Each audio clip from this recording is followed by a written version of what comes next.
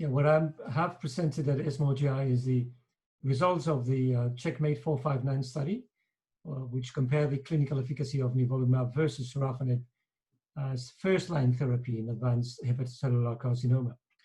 We, after a decade of lack of advances with no additional drug being useful beyond sorafenib, over the last 5 years, we've seen a number of positive trials providing new tools to fight against this primary liver cancer. And now, in the primary analysis of CheckMate 459, the protocol-defined statistical threshold for overall survival was not met, but some data indicating clinical benefit were shown.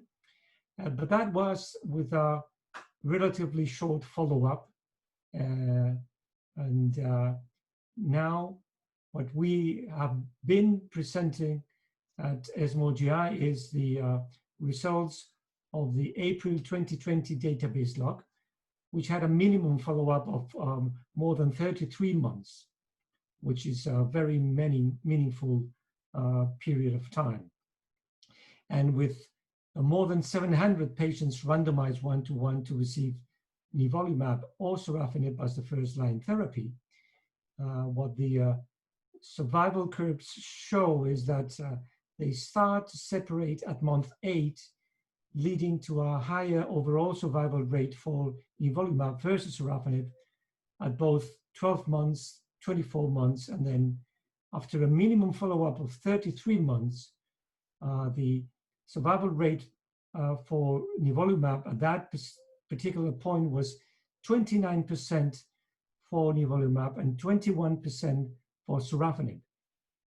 This means that nivolumab increases in around 50% the chances of being alive almost 3 years after treatment initiation.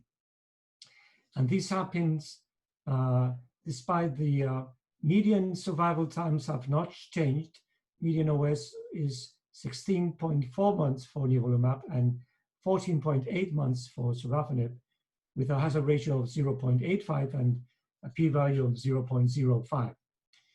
And what we've been able to now analyze in more detail is the survival according to PD-1 and PD-L1 expression, and also by etiology.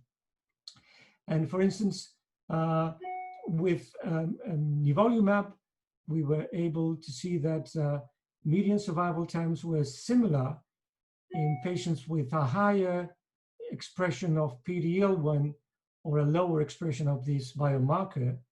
And similarly, the survival times were very consistent, independent of etiology. So when we compare hepatitis B versus hepatitis C infected patients or uninfected patients, overall survival rates were all very similar, indicating that indeed these the treatment effect of nivolumab is independent of underground etiology.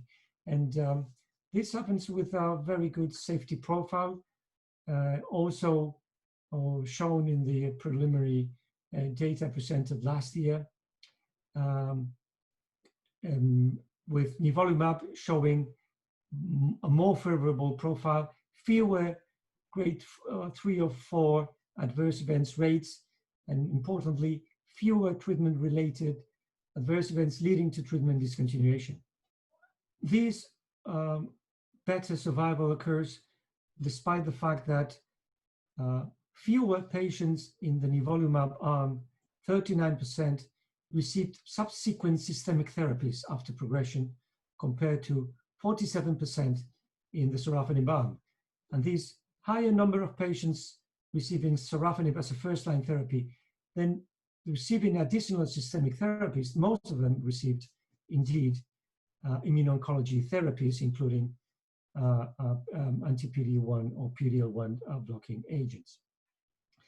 Finally, we were able to focus on the preservation of liver function in patients with advanced aHCC treated with systemic therapies. And this is important because liver function is a major determinant of quality of life and overall survival. And as compared to sorafenib, when we checked the preservation of liver function by the Child-Pugh score or the more objective albumin bilirubin or ALBI score, it was very clear that nivolumab was associated with a more preserved liver function over time compared to sorafenib.